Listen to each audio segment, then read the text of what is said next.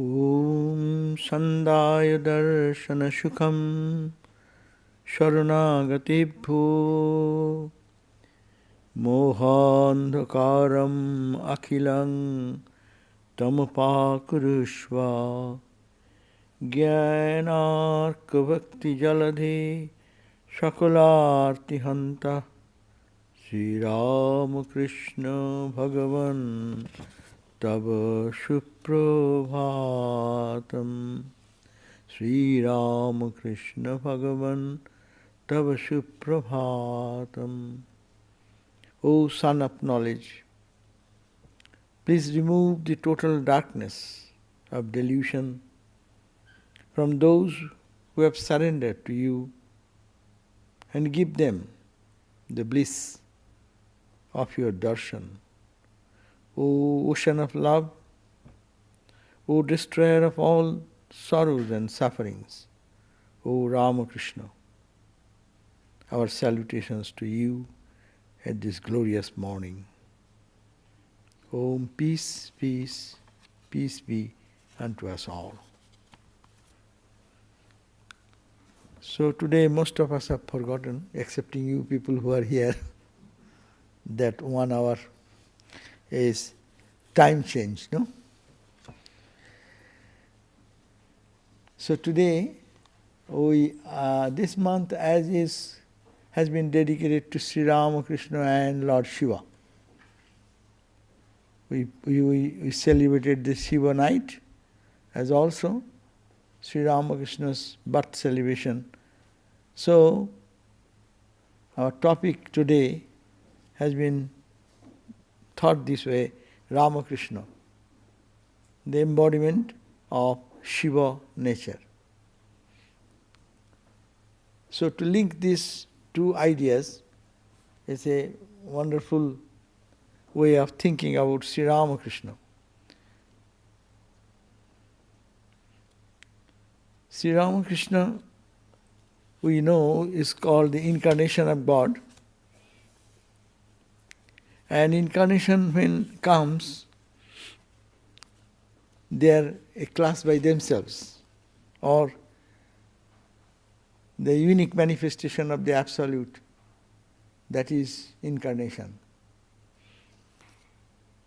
In India, we know that the length and breadth of India worships Shiva. Shiva is such a god who is loved by the renunciates. In the high Himalayas, they worship Shiva, Shiva, Shiva. From high Himalaya to the Cape Comorin, you go down, Shiva reigns everywhere. To the east, to the west, from west and east and the north and south. One God who rules the whole India, that is Lord Shiva. And Shiva is the oldest god. Even prehistoric time we can find the worship of Shiva in a different way prevalent. In Vedic time, the Shiva is mentioned as Rudra, the Lord who destroys all afflictions by destruction of the negativities and destruction of this body and mind. So, here we find, and Shiva means, the very word means auspiciousness.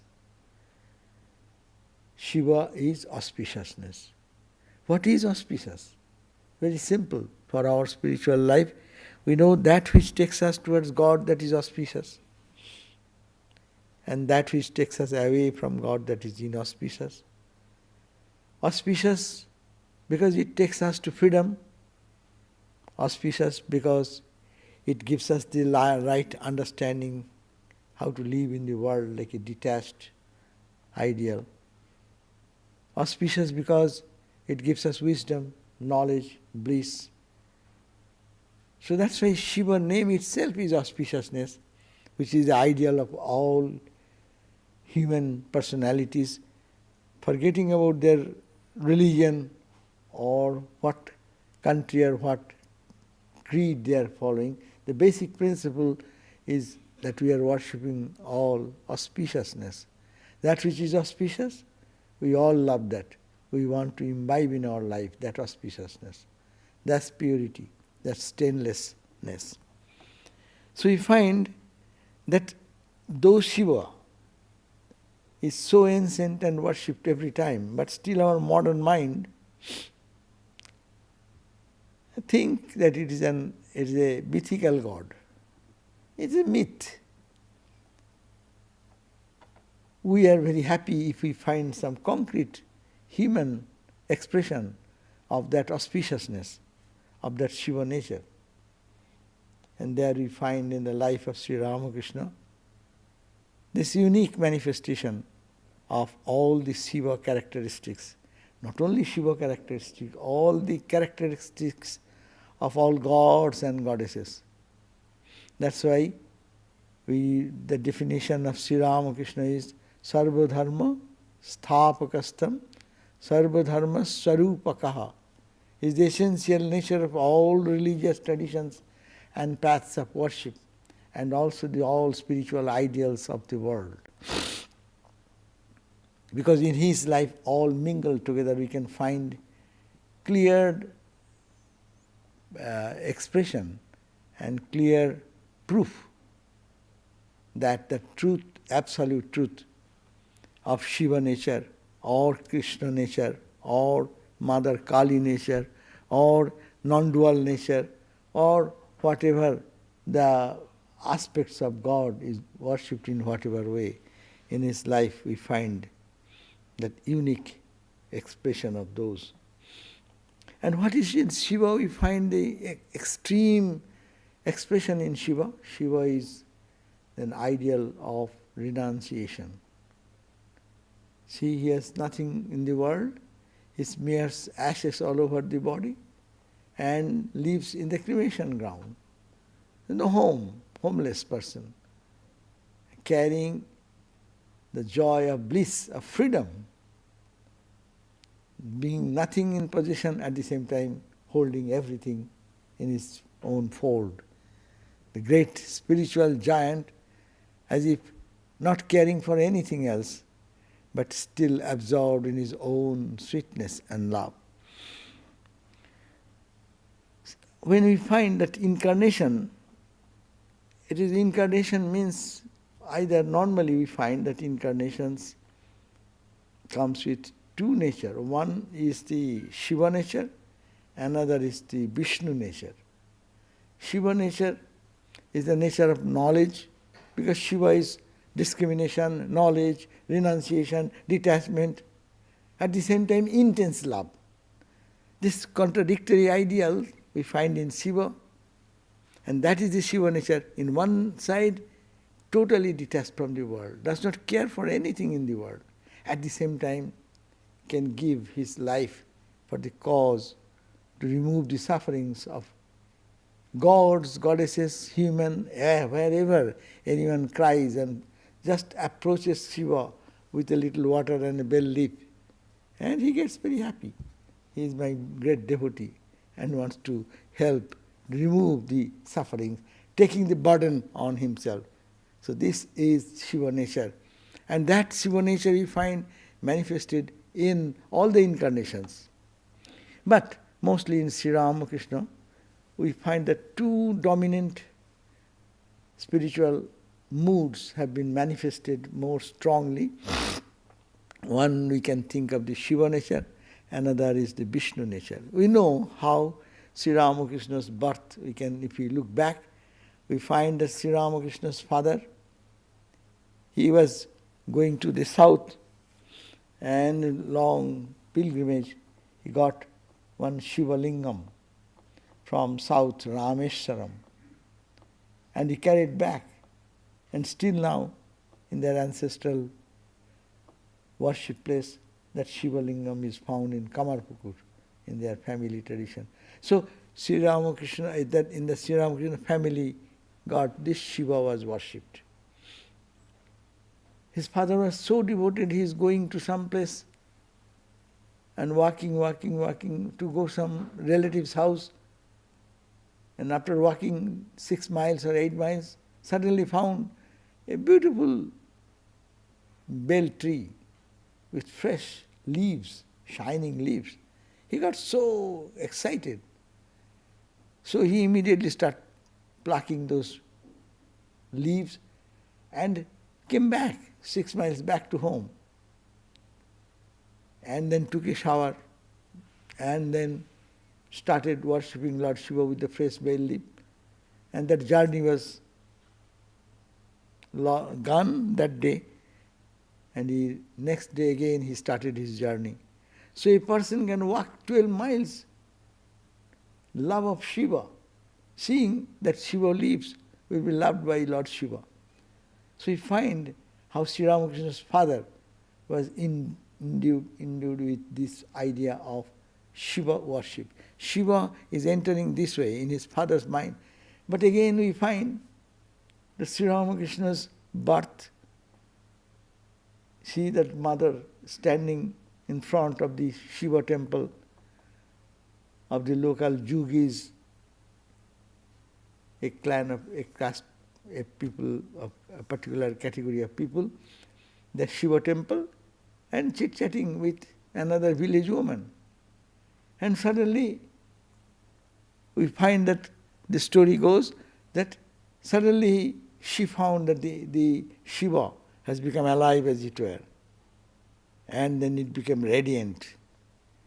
And the flood, the beam of that light, effulgent light, which filled the inner sanctum and sanctorium from the Shiva lingam, engulfed everything, and it rushed towards her, and she felt that beam, that Shiva, entered into her body, her womb.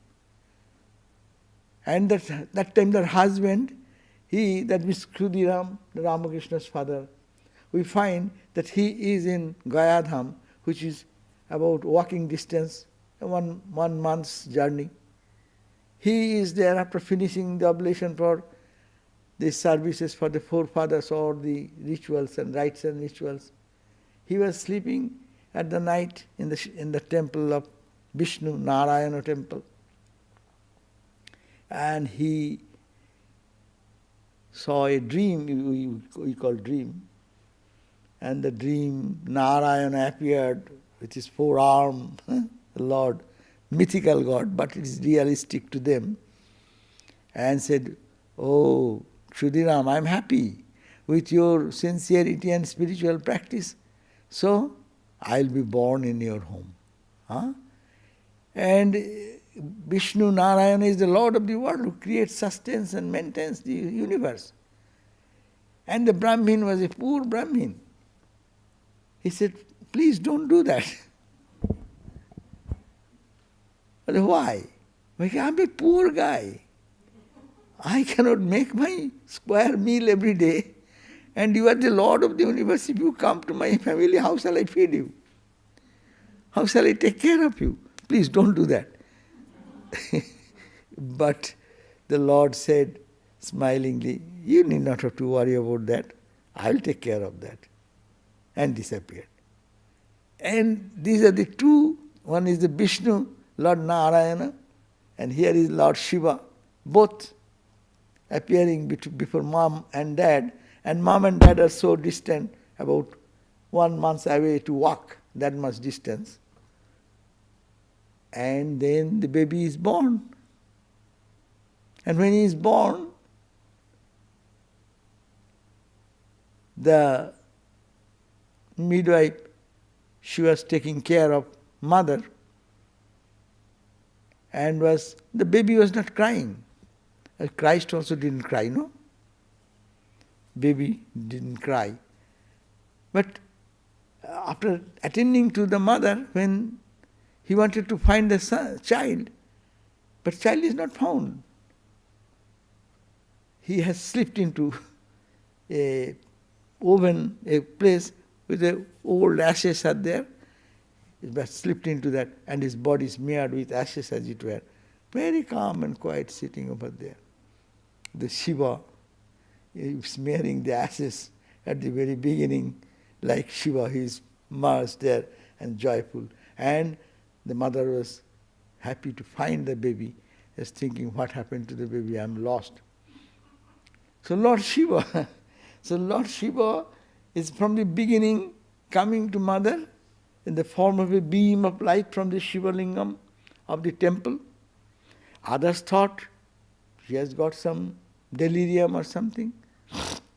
As usual in the village people, they thought it is all ghosts and goblins.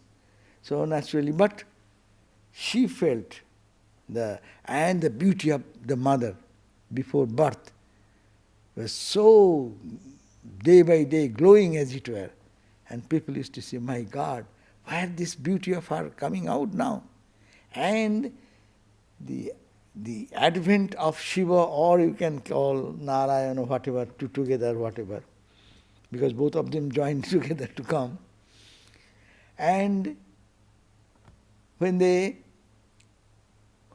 mother Chandra, Ramakrishna's mother's name was Chandra Devi, Chandra, she used to see like in the open eyes like this, gods and goddesses coming to their home, passing by, and talking to her like I am talking to you.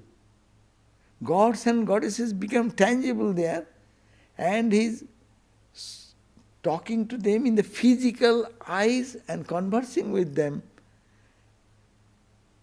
and solving. One day, Ramakrishna's elder brother Ram Kumar, he went for some priestly work as in the next village or something. But mother, as a motherly heart, he saw it is becoming late.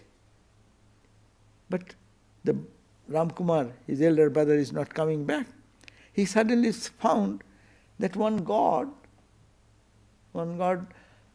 sitting on the, what is called, swan, and he is walking. A swan, a god, a form of divine entity, riding a swan, is appeared before, as if coming from that end, and she innocently said, hello, where do you come from? and the god says, oh, I am coming from that end. Oh, my son has gone there. Why he is so late? Is he coming now or not? Well, yes, he is coming. I saw him, he is coming. And saying so, that divine image on the riding on the swan merged there. So this type of Mother Lakshmi coming, Mother this, that, what we hear in Hindu mythology, different gods and goddesses. See, the mother is holding the baby, the Lord of the universe. So such divine entities are becoming, people get a little vision of Mother Kali or Lord Shiva or something, feels so elated. And here the divine has appeared in a person and talking to him like a human personality. That gives the indication who she is carrying with her. So that was from the childhood we find that Sri Ramakrishna is growing in that. He says, who is growing, who is born as Ramakrishna, who will know? We find that Sri Ramakrishna is in the mood when that night of Shiva night, they are trying to, in those days there is in the villages, people had the idea, even today, that you have to be awake whole night and take the name of Lord Shiva. But very difficult, how to live whole night and take the night, Shiva's name. Rather, they used to have some theatrical performances regarding Shiva and some holy things like that, so that everyone is awake thinking of God. So that was the Shiva night. So there is an open stage theatre and some performance will be about Shiva and Shiva's epic anecdotes, etc. So, but the boy or the actor who would be playing in the role of Shiva, he fell sick. So suddenly where to find some substitute? They found that Gadai, this Gadadhar, this child Ramakrishna, He is very good at acting. So, and he can recite the acting of so many gods and goddesses and their episodes. Whatever he listens, he remembers. So, they all went and called him. Yeah, you have to dress like Lord Shiva. Come, and you have to act. And he came, and they dressed him very well. And Lord Shiva, with matted lock and this and trident in the hand, smearing all ashes on the body. And as soon as he came and stood into the stage, everyone is excited. Lord Shiva, he looks so beautiful, like exactly Lord Shiva. And hearing and being in that environment, he suddenly went into samadhi. And when he fell into samadhi, then everyone's joy was gone. He felt that he has got some sickness, as usual, some ghost or something maybe, or something. He has fainted. So he remained in that mood of Shiva that night and the next day. He remained unconscious. Normally we say he remained unconscious, but internally conscious in the Shiva consciousness. So we find that there is a deep connection between these aspects of Shiva and the Shiva's form manifesting to Sri Ramakrishna. So, Sri Ramakrishna is the embodiment of Shiva nature.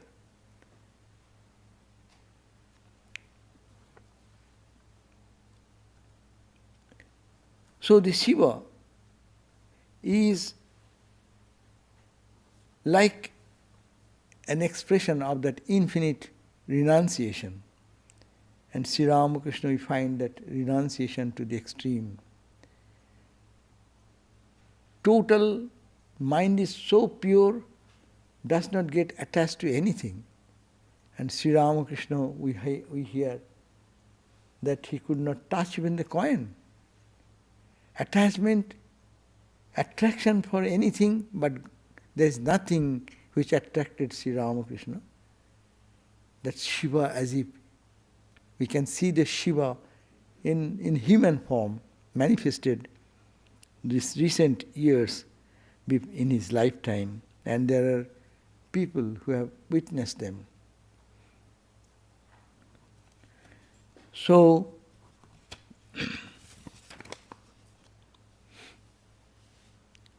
Shiva is the absolute truth, a transcendental reality actually, because he is always absorbed in samadhi. Even you find the Shiva and Mother Kali, you see the Shiva is lying at the feet of Mother Kali, but Shiva is in a mood, in total absorption in his own spiritual essence.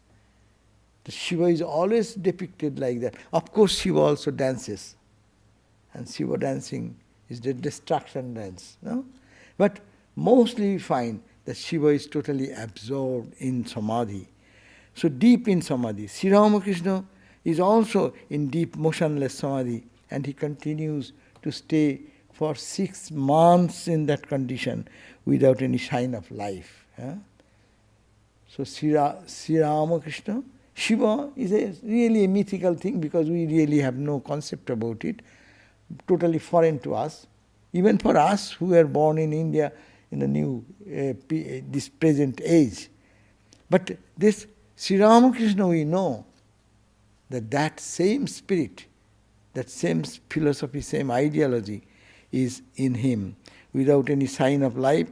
And that's why Dr. Sarkar could not believe his stethoscope, no? That is no heartbeat. When he's testing as a doctor, there is no sign of life at all. But then again he comes back. That's why it is said, there has come a man who is born now, this moment he is born, he is lively, and next moment he dies. And again, after death, he comes back to life. So this is he's playing between life and death, going into death situation and becoming alive again. So Sarkar could not find that perfectly in the state of absolute bliss, providing that he is the undying, proving that he is the undying reality, and this playful world came for redemption of the others. In Vedic literature we find that it is called Shiva as Rudra, one who makes us cry and destroys all the sins, misdeeds and evils. In Rudra Prasna, Krishna Yajurveda and Taittiriya Brahmana, we find the references of this Shiva in the form of Rudra. This Rudra is Shiva, is called Mahadeva in the post-Vedic period. And Shankara wrote beautiful hymns and poems on this Shiva. So the Trinity, Brahma, Vishnu and Shiva, these are the Trinity, is out of the great gods, these three things, Brahma, Vishnu and Shiva comes. One is the creation, and another is the maintenance, and another is the preservation and destruction. But the same Lord is taking three aspects in three states. And these three states, one is called the waking state, another the dream state, and the dreamless state. So Vishnu wakes up, it is Jagaran, awakened state. Brahma is the second stage, and Mahadev is the destruction, or where all annihilation of this whole creation back to its own divine form. The same Lord, working in three states in this way. And this Shiva is there to destroy the three things, ego, pride and lust. That's why you find that you find three marks in the forehead. The Shiva devotees put with the ashes, three marks. So this is to conquer the three, that ego, pride and lust, which takes us down to the world and worldliness. That is transcending that state is Shiva's state. So in this age, Shiva didn't come like Ramakrishna didn't come with a trident in the hand, and Shiva dances, with a trident. And trident also, to destroy this evil from the world, he is carrying that trident. And trident is also indicated by the three gunas, sattva, rajas and tamas qualities. But it is all control. It is all control is the question. Ego, pride, lust, etc. to be controlled. And Shiva nature indicates that you be free by controlling all these lower tendencies. And Sri Ramakrishna said in one place that I have come, I have become. That same I, Ami Hoechi, I have become everything. And that same who has become everything, I have come in this form. So it is Shiva in another form, in the God in the form of human has come, and also it remain in this world as manifested universe. As a human personality, as an avatar, he is down to the earth, and also he has become everything what I am saying. That is the Shiva. And Shiva is there to redeem us, and Ramakrishna came to redeem us also. It indicates that he appears where there is not the list of worldly desires. God appears where? Where there is no pride, there is no lust, there is no greed. So this is the indication that Sri Ramakrishna used to be teaching us to go beyond pride, ego, etc. Sri Ramakrishna also used to say, Shiva always dances, as I said, stayed in the graveyard, in the cremation ground. And Ramakrishna also found in the early childhood, he is going, when he was a young boy even, he used to meditate to the cremation ground near the village, near their home. And even others could not dare to go there out of fear. But Ramakrishna will be going there and sitting in meditation. And his elder brother will be searching for the boy, not finding them almost maybe hours and hours and hours, and searching here and there, and finding nowhere. He is shouting, going near the cremation ground from a distance. It is shrouded by many trees and plants and a small lake-like thing. And the brother is saying, "Don't come here, I am here, I am here, I am coming, coming, coming." When his elder brother is calling, "We have not seen you for a long time, where are you?" And he is in the cremation ground meditating. Shiva also, his favorite place is cremation ground. Cremation ground means what? The death of worldliness. There Shiva dances. Where death of worldliness, that is Ramakrishna is found there, and he is there to shine in our heart. Shiva is almost, he has no dress in his body excepting something in the waist. And Ramakrishna, look at that, he is also naked. Simple whole is in a sophisticated society, he is living in Calcutta. Those days Calcutta is the capital of India under British rule. But he is living in a way totally unaware of the outside, totally absorbed in the spirit of inside. Shiva is the Lord of renunciation. Sri Ramakrishna's renunciation is a special mark. Holy Mother, that's why talked about the renunciation, was a special feature, not harmony.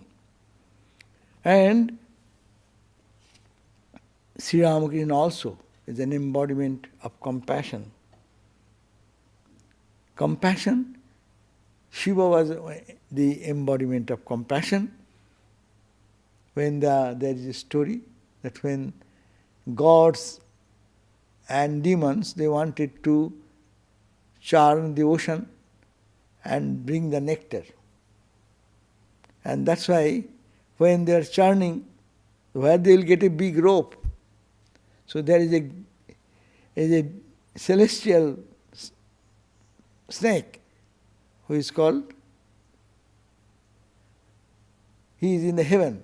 So he is the rope, and the churning stand rod is the Himalayas.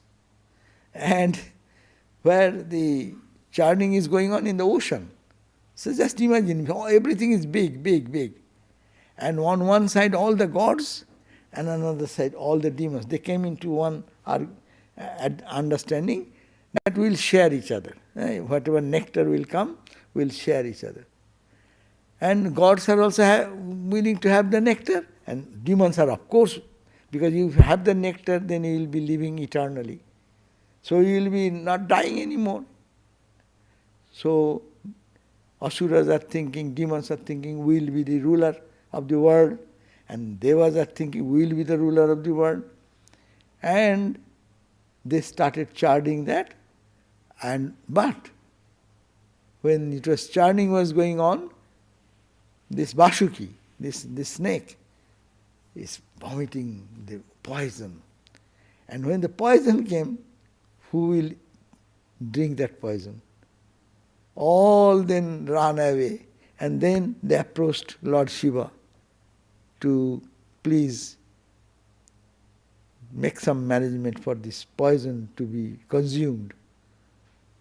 He didn't care for anything. Okay, he took that poison. That's why it's called blue neck. Shiva has a neck blue, means poison, drinking the poison and holding there, not to go down. No? So that is Shiva's power. So that means the sin of the world, as is the purpose of all the incarnations. They come to take the sins of all, and they suffer for our cause. And this is here we find, and Ramakrishna's life, what he find? He also, this churning of this, there is no snake, there is no churning this way, but all the sins of all the devotees who came to him, and he took their sins himself.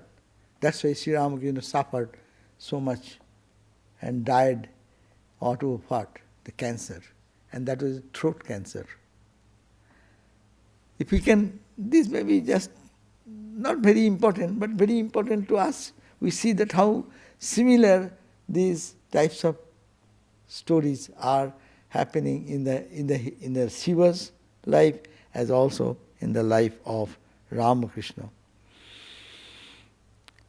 And God, He is compassionate, very compassionate. And Ramakrishna said that also Shiva is compassion, embodiment of compassion. But Ramakrishna, the same. If one moves, that's why I said, Shiva Puja, the worship of Shiva, is very popular in India. Because you have to please other gods and goddesses, you need so many paraphernalia. You have to bring this item, that item, hundreds of items are necessary. You see our Durga Puja time, how much preparation is necessary to please Mother Durga. But for Shiva Puja, don't need anything much. A little water and little bell leaf, some leaf you can bring. You put bell leaf and it's Om Namah Shivaya, our salutation to Shiva. That much, and pour little water. And God will be so happy to give you liberation immediately. That's the Shiva's nature. The Shiva nature is always so kind and compassionate.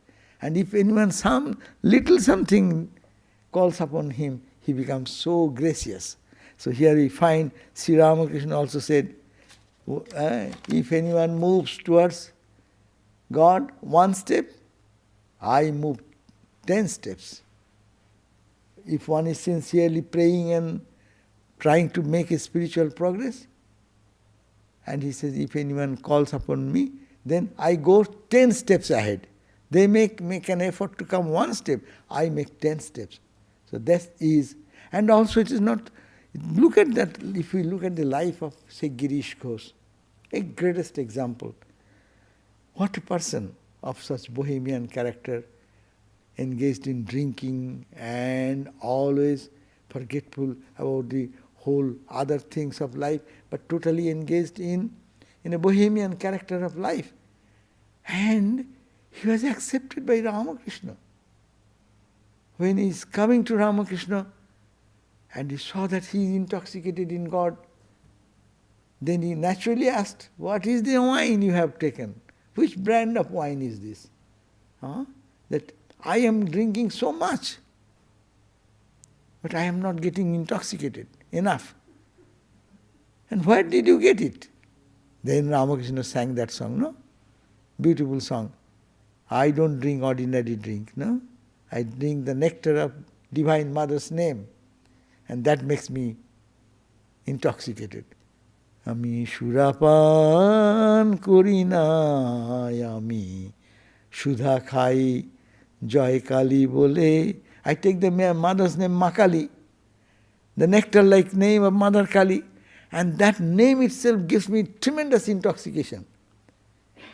And I don't drink ordinary drink, because ordinary drink makes a man, a person, really out of balance.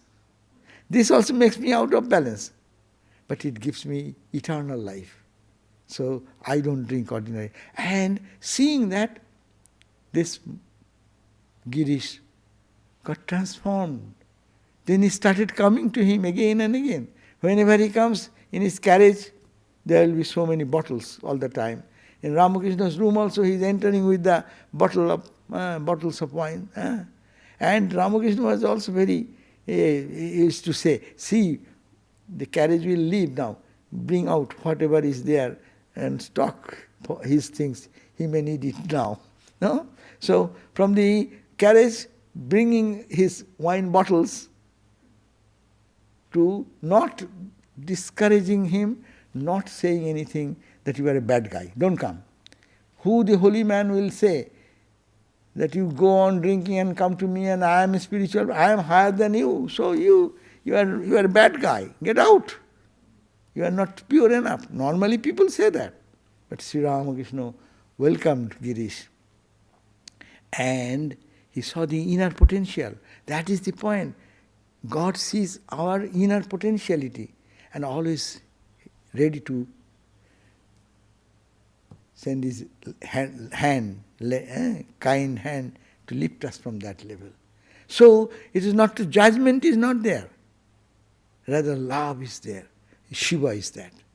It has not judged, but he wants to help. So if anyone wants to take the help, he is there. And then you see the life, how day by day Girish was given in the contact of Ramakrishna, his mindset is changing, his philosophy is changing, and gradually what happened? He said, okay, you love Mother Kali, okay. When you drink, he said, shall I have to give up my drinking? He said, no, why do you have to give up drinking? You drink. But before you drink, just take the name of Divine Mother and then sip. So take the name and sip. And he started that with devotion. And by thinking of the mother first and then drinking next, that transformed him gradually. He gave up the drinking totally. He gave up his bohemian character.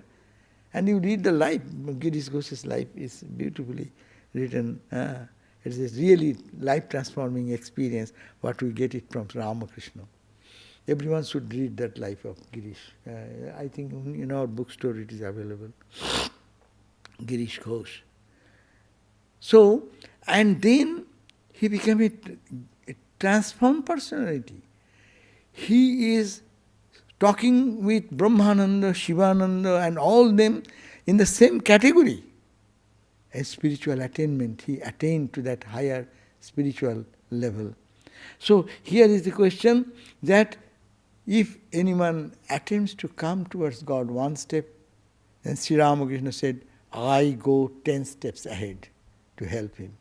So this is the point. This is the nature of what we call Shiva. Shiva nature is like, tell you, that Ramakrishna saw that when he went to visit Benares, and he was in the boat, and his boat was near the bathing ghat, bathing steps, and that is that was the cremation place. And there he found that Lord Shiva appeared. He saw Lord Shiva appeared and giving the mantra in the ear of the dead. And then comes Divine Mother and untie their bond, and the soul is getting liberated. That's the mystic vision of Ramakrishna. That's the Shiva nature. That's why he said it is a firm belief for the Hindus that if anyone dies in Benares or what we call Kashi, then he will be liberated instantly. Whatever he has done or she has done, no consideration. It is a special place of grace of Lord Shiva's domain. So if you go to there, that's why many of our sadhus even, at the end, retire and they say they live in Benares. They want to, last part of their life, live in thinking of Lord Shiva. Shiva is this Ramakrishna. And it is no consideration what one has done. This Ramakrishna had the mystic vision that it is the Lord Shiva appeared, which is beautiful, radiant appearance of purity and love. And he's giving whispering in the ear of the departed, the mantra. And immediately Shiva, the Guru, that's why Shiva is considered the Guru, the original Guru of all Gurus. Shiva is called the Adi Guru. That's why in Hindu tradition, if there is, your Guru is no more in the body, so you want to sanctify any your mala or anything, you go and touch the Shiva. Shiva is Guru, Guru is touched. So this is even now the way it is thought, that Shiva's contribution. So he saw that this mantra is given by Lord Shiva himself, and the Divine Mother, she is untying. Her Maya, she is the Mahamaya. She has kept us all in this playful mood. So she comes and unties the knot, and the soul gets liberated and freed.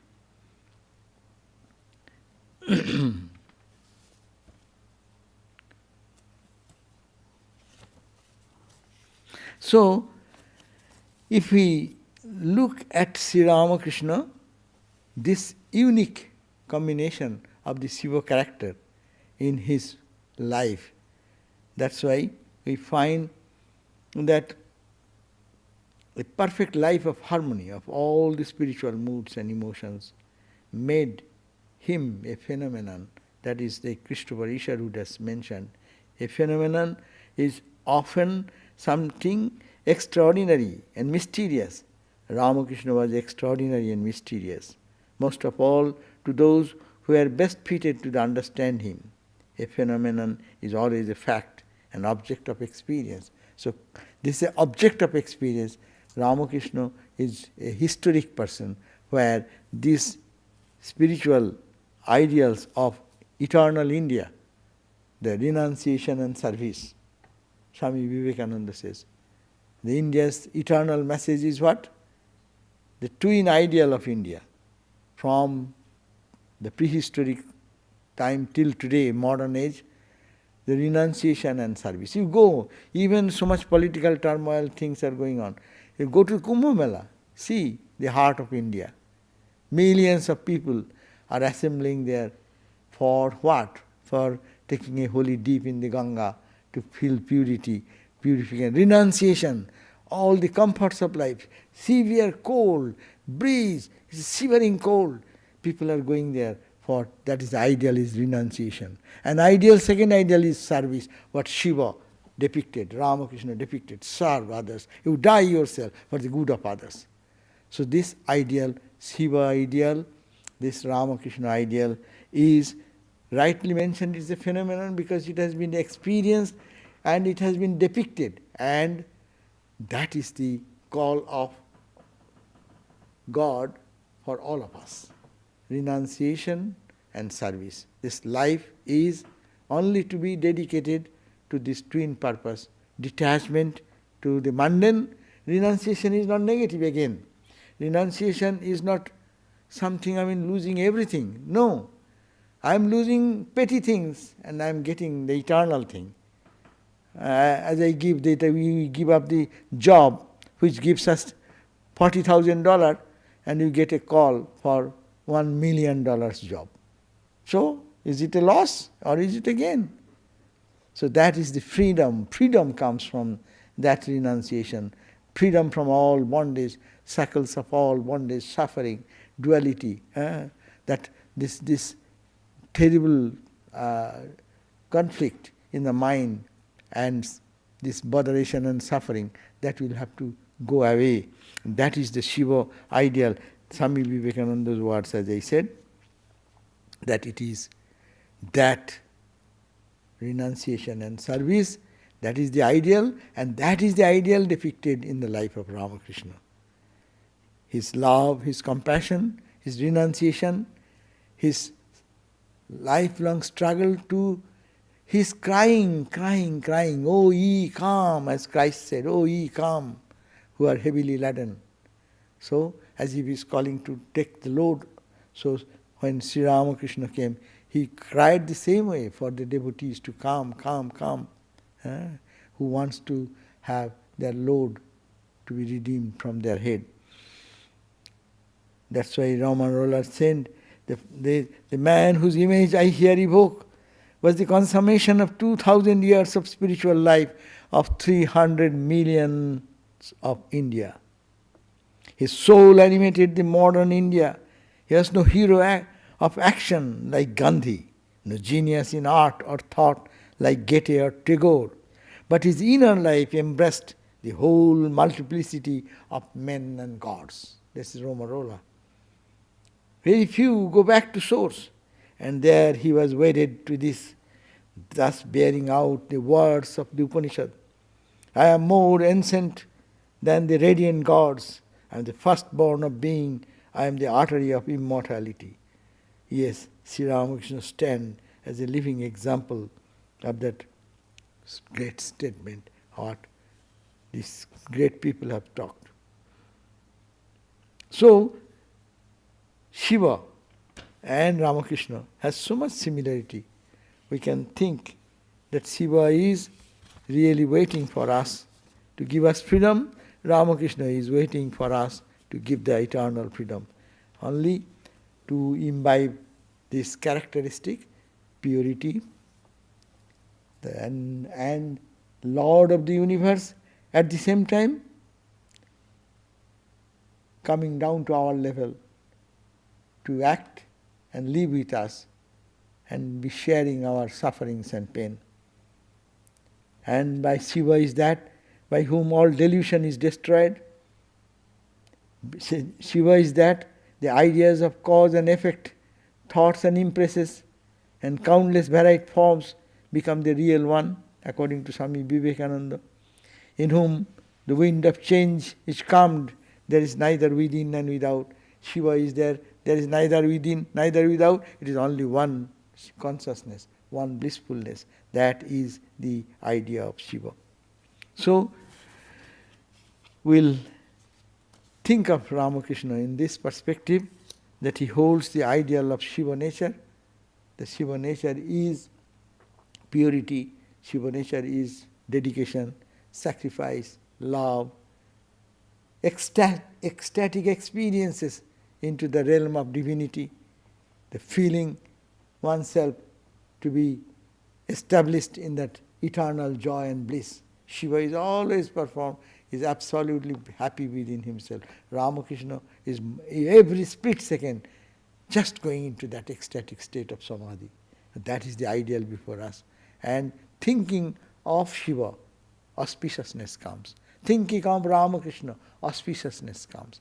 And auspiciousness is the combination of all the divine qualities which we are asking for. Spirituality does not mean only vision. Experience means now not some seeing something is not the ultimate goal of spirituality. It is a sign, road sign. As you can get a sign that you are moving in the direction. But transformation of the character, change of the entire personality. This mundane life will be transformed into a divine life of peace, perfection, joy, blessings to oneself and blessings to others. That is Ramakrishna and that is Shiva. So Ramakrishna, in the modern age, we can catch Ramakrishna. If you like, you can catch Shiva also, but the same personality, same reality for the good of humanity appeared. In the ancient time, we call Shiva, modern time, we call Ramakrishna. Thank you all.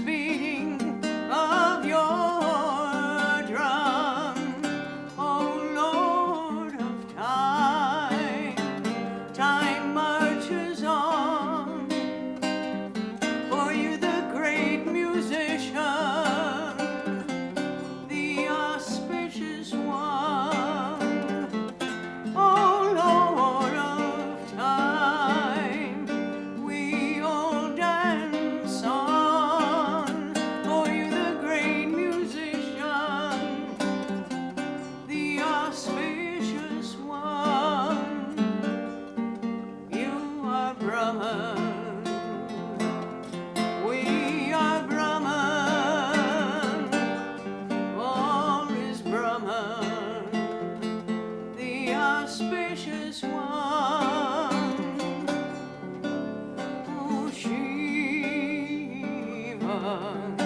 you are the Lord of the worlds. You are the light of all lights, the fire of creation. Oh, Shiva, you are the power of the fire. You are the wind of our breath, the love of all loves, the love of all loves. Oh, Shiva, Shakti Shiva. Oh, Shiva.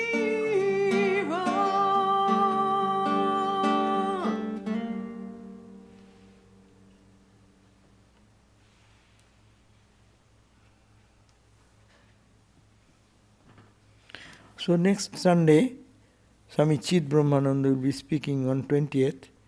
The topic is In the Beginning. In the Beginning by Swami Chid Brahmananda. And Wednesday and Saturday classes will be as usual, as mentioned. And I will give a closing chant from the Shiva Stottra, composed by Swami Vivekananda. Om Durito Dalana Dakshang Dakshaja Datta Dosham Kulita Koli Kalankang Kamra Kalhar Kantam Parahita Karunayo Pranavicheda Shuktang Nato Nayana Nijuktang Nilakantang Namamo. Om Namah Shivaya Namaha. Om Shanti Shanti Shanti. Him who destroys sin and removes the dark stain of our age, whose benign eyes watch over all who have surrendered to him, who joyously sacrifices himself for the good of others, whose throat is blue from drinking the poison intended for others. Him, lustrous as the white water lily, him I salute Lord Shiva. Om peace, peace, peace be unto us all. We can have our question answer if you come. Then after greeting, we'll be meeting here again.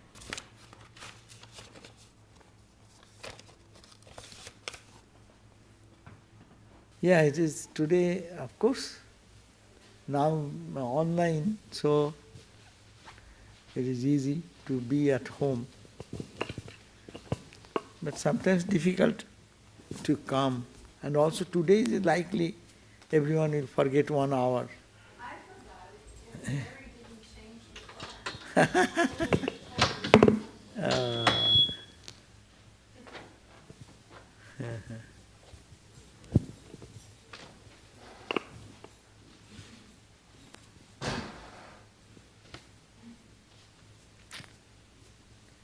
It is very difficult to reconcile with the new ideal. We are in a modern age to think of Shiva, an ancient ideal. How we can balance that is a difficulty. But we can easily relate with Ramakrishna. That is the beauty. Yeah. Could you explain the Trinity again? The power of Vishnu, Brahma, and Shiva. Yeah. Come forward. Sit somewhere. Come in. You know, whenever incarnation comes, it is called the Vishnu, the Lord Vishnu incarnates. He is the Lord of creation. So, maintenance. So when the world is created, naturally it has happened that always the honesty, purity, devotion, love, the good qualities always decline, no? That's it. That's the purpose of creation. Creation meaning we are all one with God. We are all one with Brahman. That's the fundamental truth. But ignorance has come, and ignorance pulls us to look at the world and its glamours and then forget who we are. We have the eternal substance within. Like the deer, example of the deer. The deer runs hundreds of miles. No, not hundreds, at least say we had that 60 to 70 miles running in the forest, trying to find out where the great fragrance comes from. And running everywhere for a little touch of joy, little touch of happiness. We are running like the deer. And not knowing the entire joy is here in your pouch, in your heart. So this is the point. We are running, and that's the nature of creation, to go down. And when Lord Narayana comes, what it is? To lift us again, go back to our home. It's this journey to pull it into the other journey. So, Vishnu, Narayana, when he comes, it is the aspect called the preservation aspect. If you want to preserve something, what you do? You have to weed out what is bad and implant something which will be sustainable. So spirituality, that's why Narayana, in the Hindu concept, God comes down again and again from Narayana aspect. But incarnation happens in two aspects. One is Narayana aspect, another is Shiva aspect. That means in some place you find the knowledge aspect is much more. Like Shankara came. It is a Shiva aspect. Vivekananda came. It is a Shiva aspect. More. And incarnation like Rama, Krishna, Buddha, their compassionate aspect much more. Of course, you cannot say totally there is no Shiva aspect there. That is not possible. But majority, Ramakrishna is outside, that's why you find Ramakrishna's outside is very devotional. And internally, standing in the high peak of Shiva nature. Total detachment, total disidentification, renunciation, and infinite compassion pouring out. So these two natures are simultaneously manifest in most of the incarnation, but one is dominant. That's why Swami Vivekananda, they say, the Shiva nature is more. And other Vishnu nature is the underlying spirit. That's why crying for the people suffering, how to redeem their suffering, that attempt he is emphasizing. But at the same time, he himself is getting established in Samadhi all the time. He is coming from that level of Samadhi. Coming down here, he wanted to be in Samadhi. Then Ramakrishna, met Ramakrishna. But having with Ramakrishna, he went on and they he wanted to pull him out and to engage him for the good of the world. But Ramakrishna, though he is trying, he wanted to be in Samadhi. He said, I want Samadhi. And that Ramakrishna said, no, you do first mother's work and then you will get it. But he ultimately didn't live up. So he had that Samadhi, Nirvikalpa Samadhi, while Ramakrishna was in the in the Kashipur garden house. And Ramakrishna is the last stage, no? And one day somebody came, one of the direct disciples. They are meditating in the ground floor. Vivekananda and Brahmananda and others were all meditating. And suddenly, you can keep it off.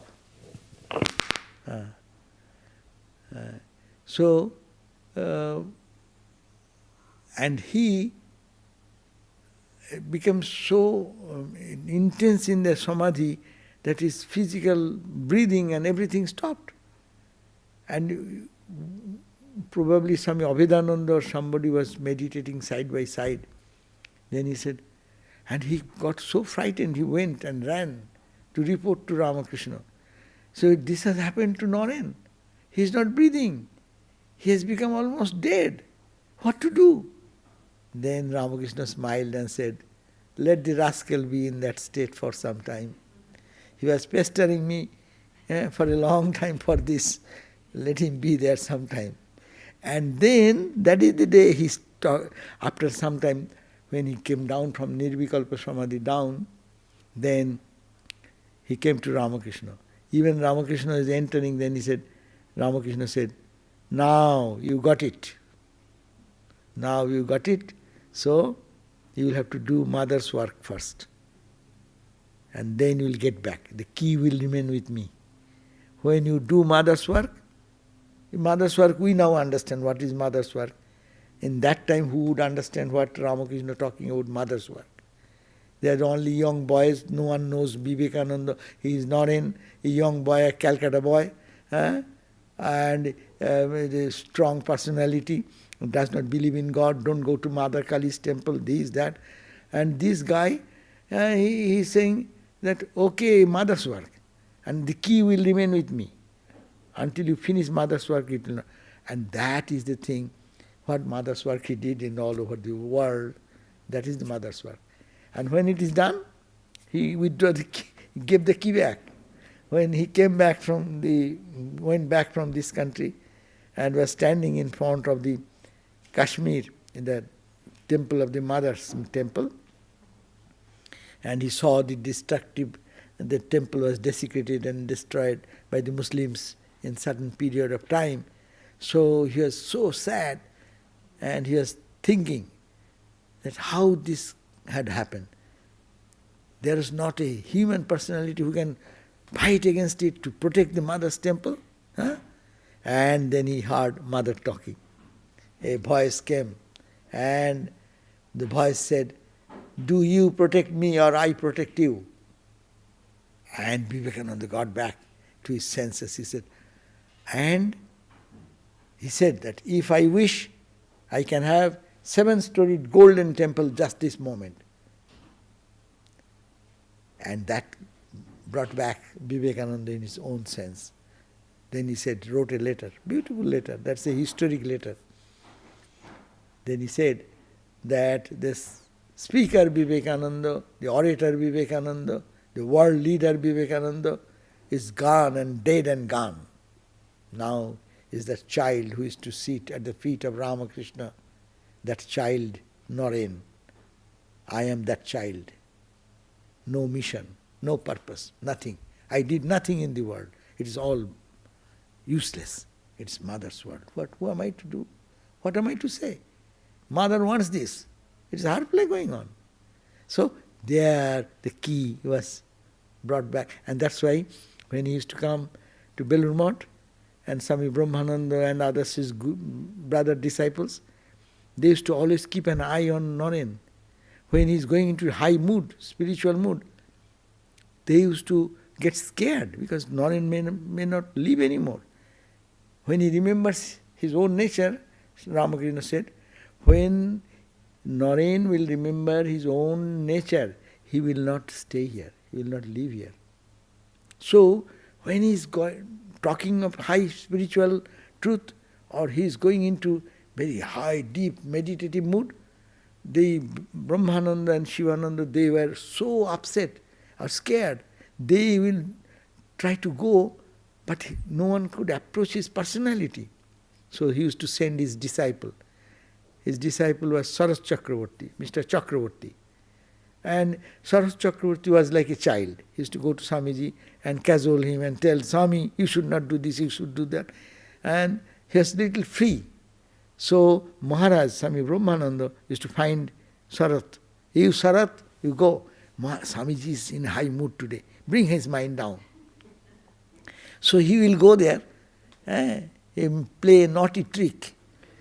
So how to bring his mind? He is now in samadhi and he is also not so, he cannot push him, hey, come back from samadhi. So he is taking a glass of water as it were or something and just dropped it in the floor. And big noise. Somebody, hey, what's this nonsense? Then Sarat will fall down at his feet and massage him. And his disciple has softness. And then he comes down like that. So this is the man, his Shiva nature. He was Shiva himself and going to Shiva consciousness all the time. But he has been pulled down for the good of the world. That's called the Shiva nature.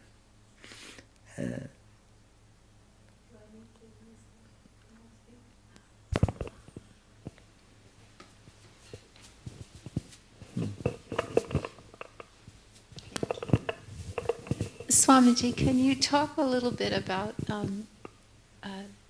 samadhi that you are describing right now, where it is absorption? Absorption samadhi, motionless. You are withdrawn. But isn't there also samadhi in action? Yeah. I often reflect that is the kind of samadhi that Holy Mother would maintain in her daily life. I often think about what is that also called samadhi, when that awareness can be sustained, that purity of compassion, the purity of knowing can be sustained while we are active. And that needs a greater strength. Now, yes, but special spiritual people, they do that. That's why Vivekananda did that. After Nirvikalpa, they started their work.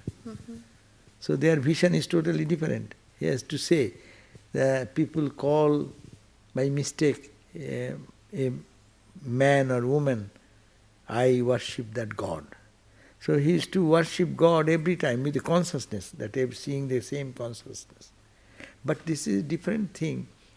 A point comes when you just get so much absorbed into that consciousness that this diversity, you cannot retain that diversity. It collapses. Collapses. It is same, that is the point, that samadhi, that's why Jivan Mukta enjoys this life more. You are talking about Jivan Mukta state. Jivan Mukta people can see God is everywhere and God's play going on everywhere. Or Ramakrishna's Vijnana, where he would... Right. Vijnanabad is the same thing, seeing God and seeing God everywhere. But the main point is that Ramakrishna lived in a different, deeper level. So even the seeing, 90% of the mind is drawn inside. Jivan Mukta's maybe 10% mind drawn inside, 90% is still acting regularly here. His behavior pattern is like us. They believe sometimes anger, frustration, this, that. But in Ramakrishna, like people, 90%, 95% will be within absorbed. A little 5% he is doing the outside work. And then when this 5% will be also taken away, he is in deep samadhi, where everything collapses. And it is possible. So it's correct to say that a samadhi can be sustained while active. Of course. Okay. And Jivan Mukti state itself is the sign of that. Otherwise, what is the difference between us who know intellectually and those people who experience? That is the difference. The other question I wanted to ask, you mentioned in the talk Lord Shiva as the Adi Guru. Can you talk a little more about that? If you go to the Himalayas, even today, people, Shiva is their Guru, Shiva Guru. Even our Belur Math, when it started, in the Baranagar monastery, that time in evening prayer, they used to chant this mantra, Shiva Guru, Om Guru, Jai Guru, Shiva Guru. That means it is a monastic tradition where only the Himalaya is the emblem of Shiva, no? So therefore, this Guru, Shiva comes as a Guru, because Shiva's work is only to give us wisdom and knowledge. Shiva's purpose of appearing is to give us wisdom and knowledge. That's a Jnana Guru. He called Shiva Guru, Jnana Guru. Adi means the very primordial, very original. Guru's Guru, Adi Guru means foundational or primordial. And this tradition is coming from thousands of years. Shankara is composing on Shiva. And Vyasa is referring to Shiva. That is Guru, Adi Guru. That means whatever our Gurus, they are the spark of that Shiva. Because Shiva gives wisdom, Shiva gives renunciation, Shiva gives detachment, Shiva gives intense love for our own divine self. That's his white, his whole color is white. Sheta, Sheta, Sheta. Sheta means pure white, pure and bereft of any negativity or darkness or ignorance. So, you also mentioned the term original yogi. So, understood as the first yogi? Yeah, he is considered as the first yogi. And these are all, when you praise this, Puranas talk about that. When you are a Shiva Puran, the Shiva is the highest. Shiva is the only Guru.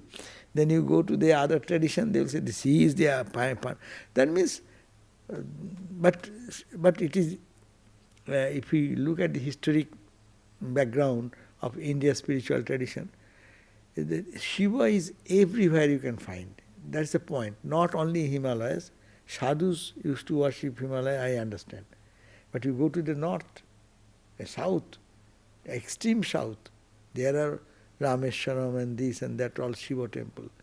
And you go to the east, west, even Bengal, and where there is no other worship, Shiva worship is very prevalent. In Buddhism, they also have primordial Buddha. Primordial. I wonder if they have that. I think same thing. Yeah, that's why we are talking about the qualities. It is the quality. There Vedanta makes this harmony. It is only quality. That if you talk about the quality, it matters little. You call it Shiva, you call it Vishnu, you call it Rama, you call it Krishna. That's why the focus should be given on the foundation of these ideologies, these ideas. What is this ideology? Shiva ideology stands for. That's why I said this is all auspiciousness. What is auspiciousness? Auspiciousness that gives us freedom. Auspiciousness that takes away our mind's darkness, our all weaknesses, our all failures, frustrations which bother us. So that is inauspicious. No? We say there is inauspicious things are going on around, meaning which is creating anxiety in our mind, anger, frustration, resentment, all these things which is against purity of pure self. So qualities are to be. That's why Ramakrishna worship or any worship, people, that's why Vedanta is so important. With this background of Vedanta, everything is okay. And no fight for each other. Because the background, he is that embodiment of that. Okay, this is another embodiment, this is another embodiment. But truth is that.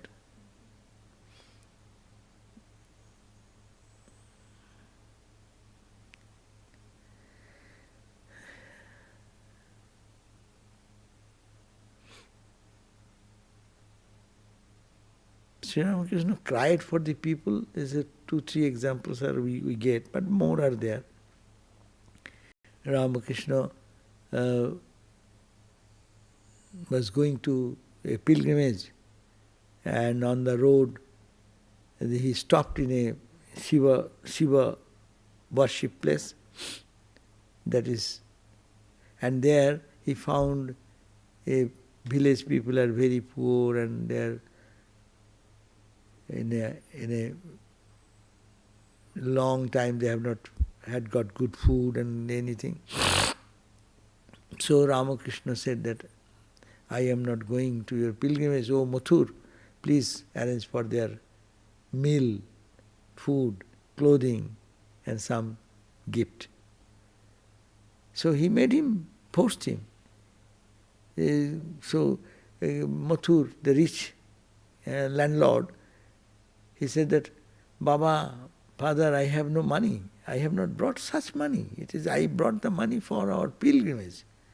He said, I am not going to your pilgrimage. I am sitting with them, these hungry people, these homeless. Unless you feed them, I am not getting out of. So he pressurized him such a way, he had to yield to that and arrange for all the food. Another time he went into another place where Mathur has his own land. He is a landlord, so many places they have their own. So there the people are also the same,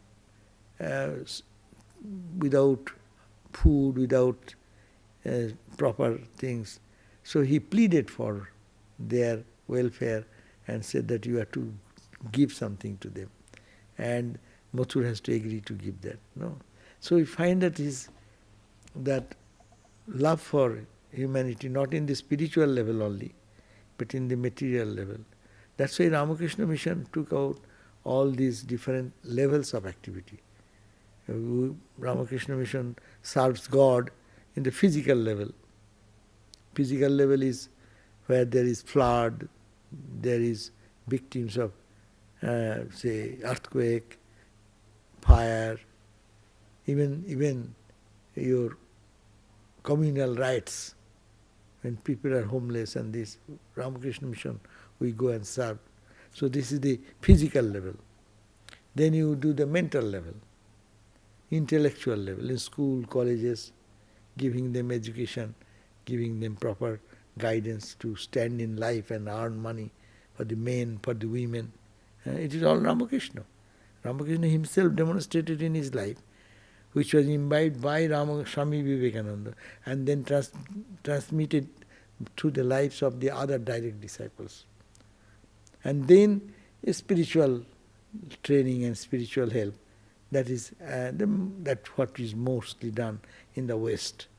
So physical level, mental, emotional, intellectual level and spiritual level. So all these levels, this Sri Ramakrishna, he touched somebody, giving the spiritual knowledge. Someone is doubting about God, he is creating faith in them. So that is the way, how spirituality has been. Ultimate goal is spirituality, but Swamiji said it is useless to give a spiritual food to a person who is hungry. To a hungry person give food. That is his service to God. And he can be developed to that spiritual goal later on. But fundamental thing is that give him what he needs now. So that is the holistic approach of the life. And that is the holistic approach of God incarnate. We can focus on one side only, but God, when He comes for every one of us. So everyone is hungry. In physical level, someone more, or someone is mental level, or emotional level, or intellectual level, or spiritual level. So this service should go for all. That is the purpose of Advent of the incarnations like us. Okay, so thank you all.